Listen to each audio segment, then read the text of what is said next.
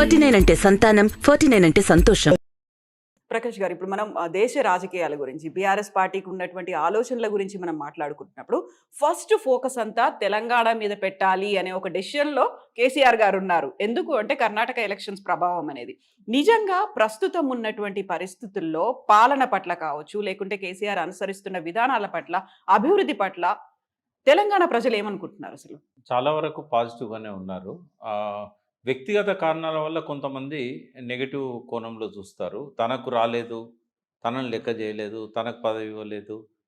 కొంతమంది అట్లా పోయిన వాళ్ళని పిలిచి పదవి ఇచ్చిన తర్వాత వాళ్ళ వర్షన్ వేరుంటది మీడియా ముందు గాని, బయట గాని.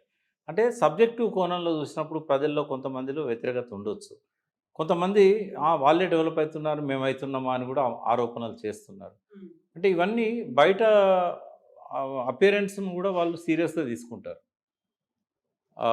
ఇప్పుడు కొన్ని ఎట్లుంటాయంటే అవసరాలను బట్టి కొన్ని ఆడంబరాలుంటాయి. కానీ ప్రజలు అట్లా వాటిని పాజిటివ్‌గా తీసుకోరు.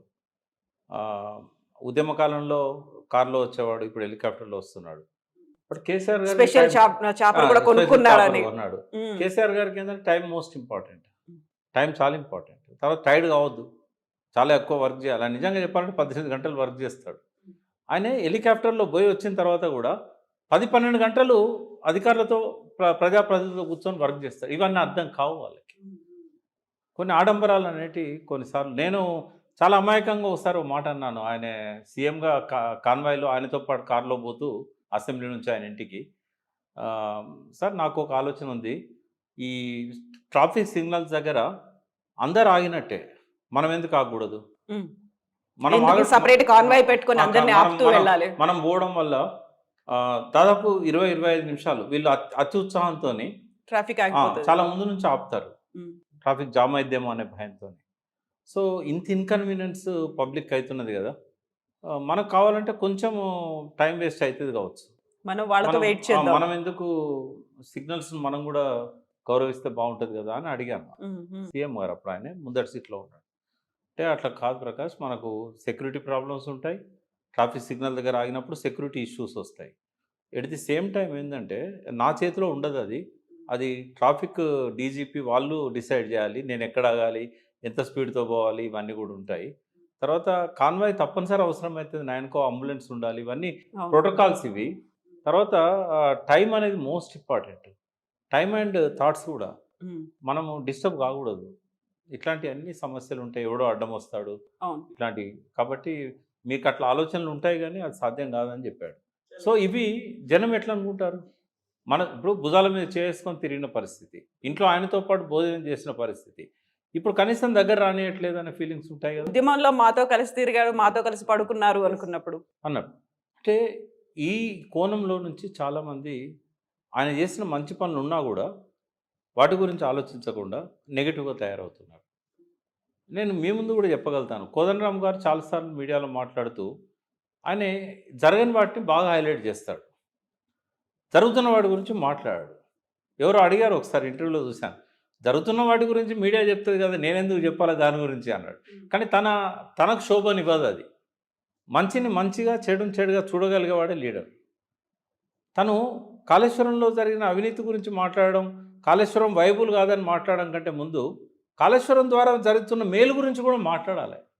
మాట్లాడినప్పుడే ప్లస్ అండ్ మైనస్ని బ్యాలెన్స్ చేసినప్పుడు ఆయన చెప్పే నెగటివ్స్కి ప్రజలు ఇంపార్టెన్స్ ఇస్తారు. ఎంతసేపు విమర్శించుకుంటూనే పోతే పాజిటివ్ థాట్కి ఇంపార్టెన్స్ ఉండదు. కాబట్టి ఇట్లాంటివన్నీ జరుగుతున్నాయి కాబట్టి కొంతమంది వ్యతిరేకంగా ఉన్నారు. అయితే నాకు కేసీఆర్లో నచ్చింది ఏంటంటే తను సమస్యను లోతుగా అధ్యయనం చేస్తాడు. తర్వాత గ్రిప్ వచ్చేదాకా దాని గురించి డిసిషన్ తీసుకోడు. ఇంప్లిమెంట్ చేసే క్రమంలో తెలంగాణ ప్రభుత్వం ఏర్పడ్డ తొలి నాళ్ళల్లో చాలా సమస్యలు వచ్చాయి ఆయనకి. ఏ అధికారి చెప్పిన మాట వినడే. ఐఏఎస్లు, ఐపీఎస్లు మొత్తం వాళ్ళు అనుకున్నట్టుగా నడిపిస్తారు. నాయకులు చెప్తుంటారు వాళ్ళకి. అంటే కాంగ్రెస్, టీడీపీని ఎట్లా వాళ్ళు ఒక ఆట ఆడించారు. చంద్రబాబు నాయుడు చాలా కాలం తర్వాత గ్రిప్ వచ్చింది. రాజశేఖర రెడ్డి గారికి కూడా కొంతకాలం తర్వాత గ్రిప్ వచ్చింది. కానీ కేసీఆర్ గారిని మాత్రం ముందు చాలా సతాయించారు ఈ బ్యూరోక్రాట్స్. వ్యవస్థ అంతా అదే కదా. ఆయన ఒక్కడు మారిండు, సీఎం సీట్లోకి వచ్చాడు. కిందున్న అధికారులు మొత్తం వాళ్ళే కదా. ఇదే స్టీఫెన్ రవీంద్ర కదా ఉస్మానియా యూనివర్సిటీలో ఒక్కొక్కరిని తుక్కు కొట్టాడు. ఆయన మనసులో అవన్నీ పెట్టుకోడు. కానీ ఒక ఏబుల్ అడ్మినిస్ట్రేటర్గా ఆయన ప్రూవ్ చేసుకోగలిగాడు ఫస్ట్ 6 మంత్స్లోనే. ఆ కంట్రోల్ ఆయన తెచ్చుకోగలిగాడు. ఆయన అట్లా తెచ్చుకున్నాడు కాబట్టే ఈ రోజు వరకు కూడా ఆయన అనుకున్నవన్నీ కూడా చేయగలుగుతున్నాడు. ఒక పద్ధతి ప్రకారం అడ్మినిస్ట్రేషన్ పోతా ఉంది. దేశవ్యాప్తంగా ఉన్న సమస్యలను కేసీఆర్ లాగా ఇంత లోతుగా అధ్యయనం చేసిన వ్యక్తి ఇంకొకరు లేరమ్మా. జయశంకర్ గారిని మొట్టమొదటిసారి నేనే వెంట తీసుకెళ్ళాను సార్ దగ్గరికి. ఆ రోజు డిస్కషన్ తర్వాత 2 అవర్స్ తర్వాత ఈ జయశంకర్ గారు ఒక మాట అన్నారు.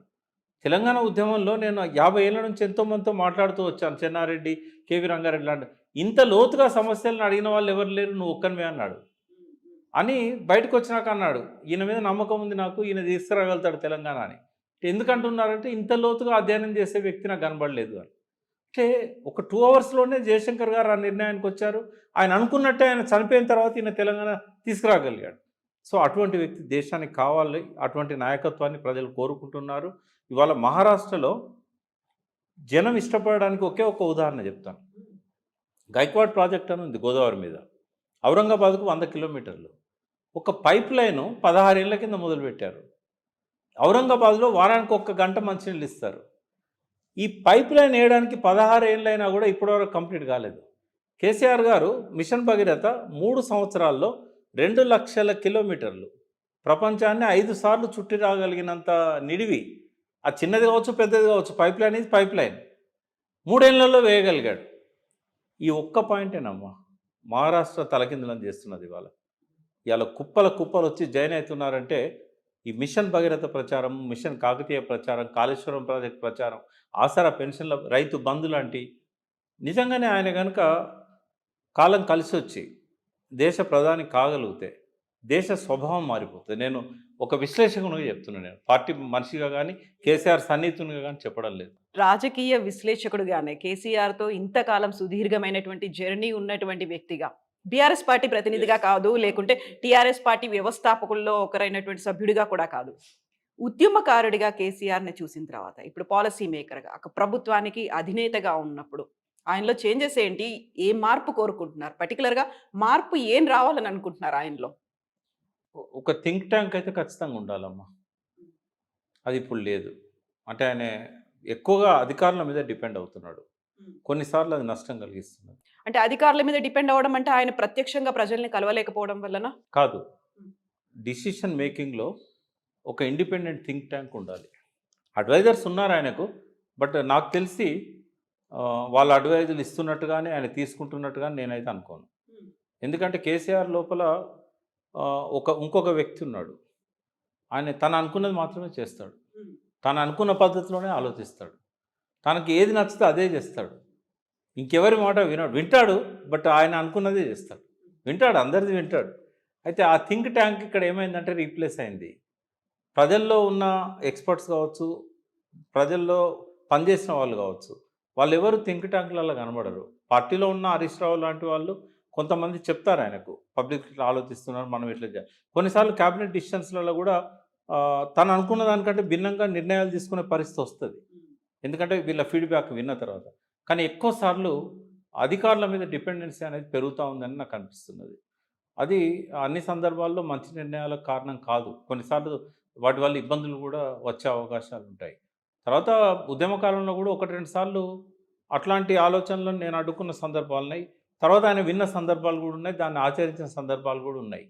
బట్ ఇవాళ కేసీఆర్ గారు ఒక ఏమంటారు, టవరింగ్ పర్సనాలిటీ అంటారు కదా, ఆయన ఒక బాహుబలి లాగా ఎదిగాడు.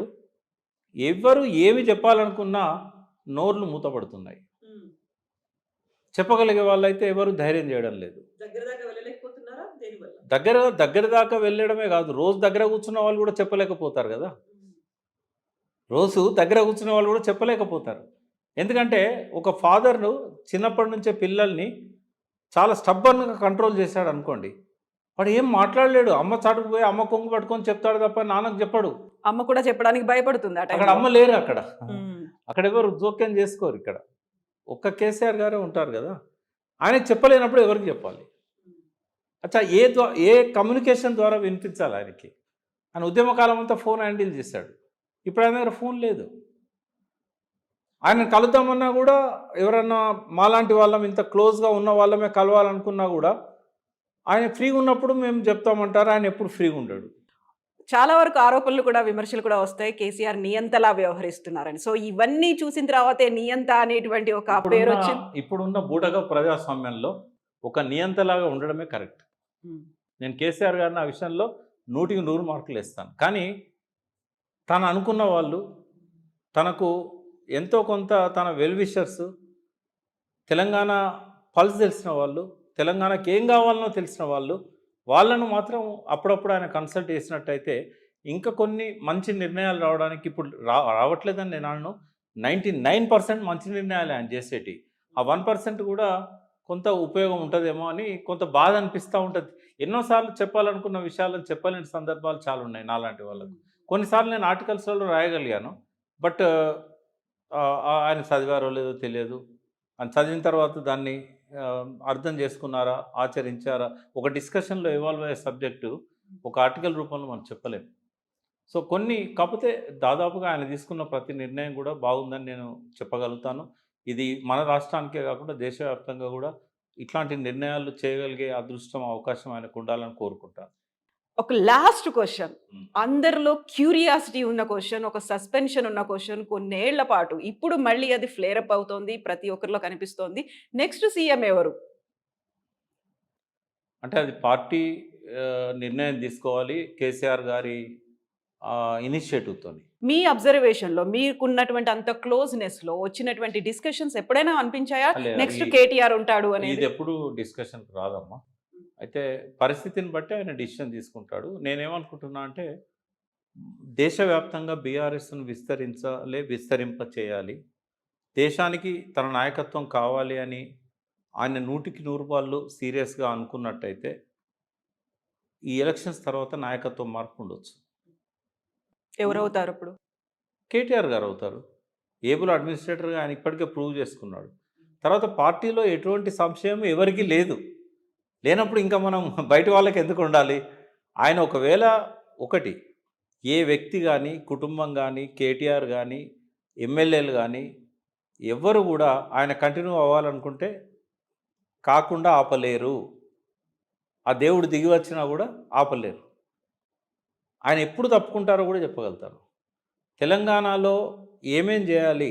తెలంగాణ ప్రజల ఆకాంక్షలు తీర్చడం కోసం తను ఎన్ని వాగ్దానాలు చేశాడు? ఎన్ని హామీలు ఇచ్చాడు? ఆ హామీలు నెరవేర్చడంలో ఆయనే 100% సక్సెస్ అయ్యాను అని అనుకునేంత వరకు ఆయన కంటిన్యూ అవుతాడు. ఒకవేళ గనక పరిస్థితులు కలిసొచ్చి దేశవ్యాప్తంగా ఒక చక్రం తిప్పగలిగే అవకాశం ఇతర ప్రతిపక్షాలు కనుక ఆయనకి ఇచ్చినట్టయితే ఆయనే అన్యమనస్కుడిగానే, అసంతృప్తిగానే నాయకత్వాన్ని ట్రాన్స్ఫర్ చేసి దేశ రాజకీయాల్లోకి వెళ్తాడు. నేను కోరుకుంటున్నది కూడా అదే. ఒకవేళ ఆయనకి ఇప్పుడే దేశవ్యాప్తంగా చక్రం తిప్పగలిగే అవకాశం లేనప్పుడు ఆయన కొంతకాలం ఉండాలి. ఎందుకంటే తెలంగాణ ప్రజల ఆకాంక్షలన్నీ కూడా అంటే ఇప్పటికే 28 రాష్ట్రాలున్నాయి ఇప్పుడు కాశ్మీర్లో మార్పు తర్వాత. 27 రాష్ట్రాల కంటే తెలంగాణను పరుగులు పెట్టిస్తున్నాడు అన్ని రంగాలలో కూడా. ఈ వేగం ఇక ముందు కూడా కొనసాగుతుంది కేటీఆర్ గారు ఉన్నా కూడా. కానీ ఇంకా చేయాల్సినవి ఉన్నాయి. ఆ చేయాల్సిన వాటి కోసం కేసీఆర్ గారు ఉండాలని నేను కోరుకుంటున్నాను. ఒకవేళ కనుక ఆయన దేశ రాజకీయాల్లో కీలక వ్యక్తిగా ఉండాలనుకున్నప్పుడు ఈ సాక్రిఫైస్‌ని మేము ఒప్పుకుంటాం. Thank you so much Prakash గారు. తెలంగాణ రాష్ట్ర అవతరణ దినోత్సవ శుభాకాంక్షలు. థ్యాంక్ యూ యాస్ ఏ అమ్మా. మీకు కూడా. ఉద్యమకారుడు. థ్యాంక్ యూ సో మచ్ అండి. మీ ద్వారా మీ ప్రేక్షకులకు అందరికీ కూడా దశాబ్ది ఉత్సవాల సందర్భంగా 9 ఏళ్ళు పూర్తయిన సందర్భంగా తెలంగాణ శుభాకాంక్షలు అందరికీ. Thank you so much Prakash గారు. థ్యాంక్ యూ అండి. దట్స్ ఆల్ విత్ ప్రకాష్ గారు. This is Kavitha signing off.